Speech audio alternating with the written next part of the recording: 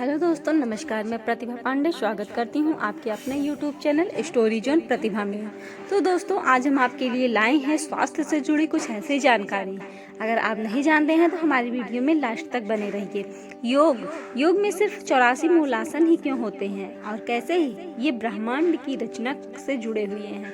तो आइए जानते हैं दोस्तों 84 मूल आसन जो योग से जुड़े हुए हैं।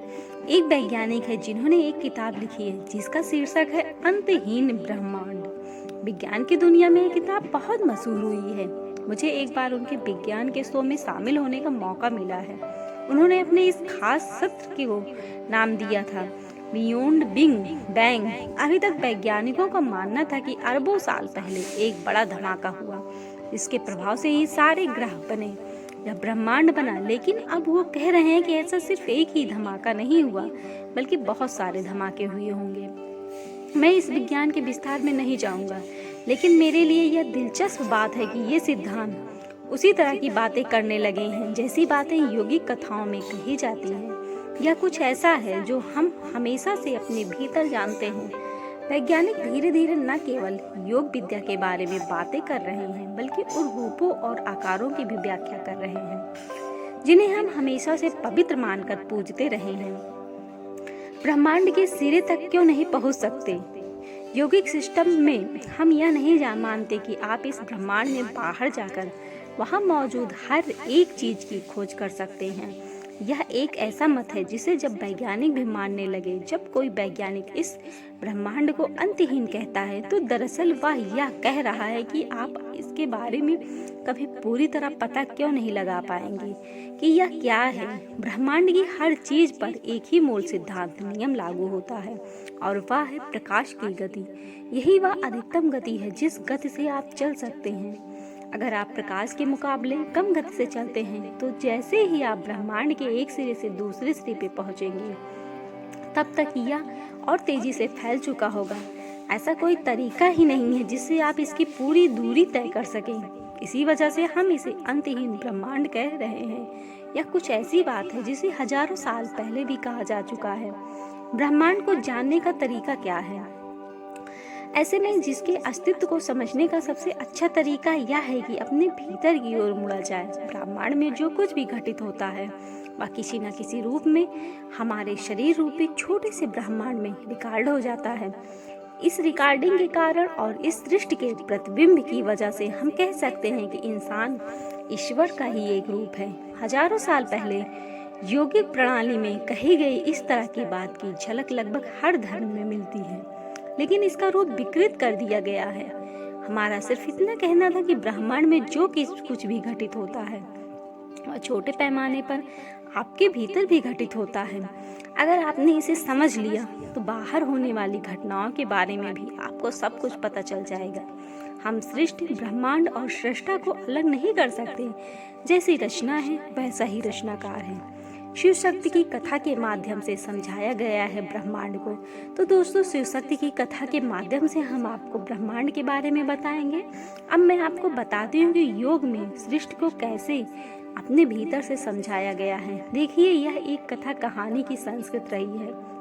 अगर आप चाहें तो मैं इसकी पूरी एबीसी समझा सकती हूँ, लेकिन पहले इस संस्कृत का आनंद लेते हुए इस कथा कहानी में हर शब्द की अपनी एक खास सुंदरता होती है।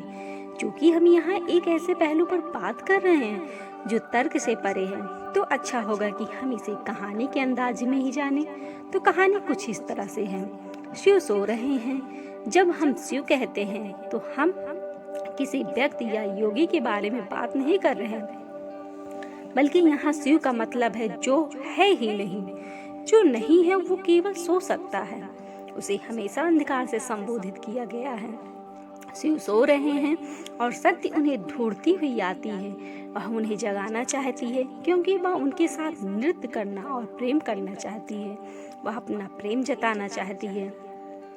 शुरू में तो वह नहीं उठते, लेकिन कुछ देर बाद उठ जाते हैं। जब कोई व्यक्ति गहरी नींद में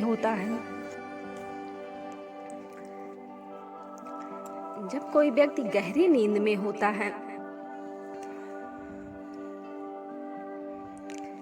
और आप आप उसे जगा देते हैं तो वह थोड़ा नाराज तो होगा ही। जब आप गहरी नींद में होते हैं और कोई आकर आपको जगा दे तो आपको इस बात से फर्क नहीं पड़ता कि वह कितना सुंदर है, आपको उस पर गुस्सा आएगा ही। इसलिए शिव भी गुस्से में गरजते हुए उठते हैं। चूंकि वह गरजते हुए उठे इसलिए उनका पहला नाम रुद्र पड़ गया। रुद्र का अर्थ होता है गरजने वाला। बिग बैंग को गर्जन कहना ठीक ज्यादा होगा। मैंने उस वैज्ञानिक से सवाल किया कि अगर लगातार धमाके हुए तो क्या यह गर्जन जैसा था? वह केवल एक धमाका था या लगातार हो रहा था?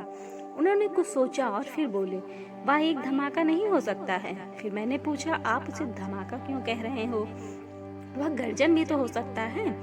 आज हम अपने अनुभव से जानते हैं कि मानव शरीर में 114 चक्र होते हैं। 114 बिंदुओं में 184 बिंदुओं की प्रकृति एक सी होती है और बाकी की अलग। पहले 84 बिंदुओं का संबंध अतीत से है और बाकी का भविष्य से है। हम मानते हैं कि शिव 84 बार गरजे थे, जिसका मतलब हुआ कि 84 बिग बैंग हुए, जिससे 84 ब्रह्मांड बने। धीरे धीरे जैसे जैसे समय बीतता गया ये ब्रह्मांड अपने आकार खोते गए और इन्होंने हल्के होकर फैलना शुरू कर दिया, जिससे ये विघटित तो हो गए, बिखर गए। एक ब्रह्मांड का निर्माण हुआ, उसने अपनी सीमाओं तक अपना फैलाव किया, अपने को नष्ट किया और फिर से बनना शुरू कर दिया। जिस तरह इस सृष्टि की रचना हुई है, हमारा भौतिक शरीर भी उसी तरह बना है। अब आप एक पेड़ काटते हैं तो आपको उसके अंदर कई रिंग दिखाई देते हैं। ये रिंग उसको उस पेड़ के जीवन काल में इस धरती पर दिखाई देते हैं।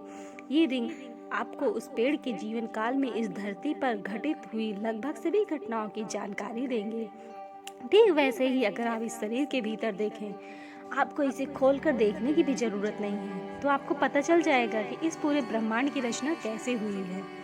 ये 84वां ब्रह्मांड है और कुल 112 ब्रह्मांड बनेंगे। खैर यह 84वां चक्र है और जब तक 112 तक नहीं पहुंचता यह ऐसे ही चलता रहेगा। बस 112 चक्र ही हैं जो घटित होने हैं, क्योंकि बाकी के 2 अभौतिक हैं। 112 ब्रह्मांड ही भौतिक प्रकृति के हैं, जबकि आखिरी 2 शाश्वत है, निरंतर है।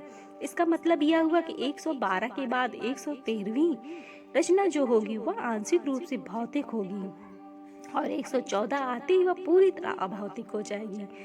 यह रचना जो नहीं है इससे होगी, जो अभी तक किसी रूप में प्रकट नहीं हुई है। जो नहीं है वो एक बिल्कुल ही सूक्ष्म रूप में प्रकट होगा। यही बात योग कहता है।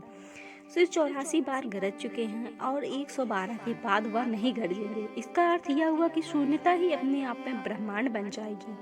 यह ब्रह्मांड भौतिक नहीं होगा। इस शरीर के साथ और भी कई पहलू जुड़े हैं। इस तरह से ब्रह्मांड विज्ञान का विकास हुआ है। इन सबको बस अपने भीतर की तरफ मुड़कर भी समझा जा सकता है। हमने न जाने कितना पैसा, समय और ऊर्जा इन चीज़ों की खोज में लगा दी, लेकिन अगर आप एक पल के लिए भी अपने भीतर देखें तो हर इंसान के लिए इन पहलुओं को देख पाना संभव है। आप 84वें ब्रह्मांड में रहते हैं और आप में अलग अलग प्रकृति के 84 चक्र होते हैं। इसी को आधार बनाकर योग में 84 मूल आसन हैं।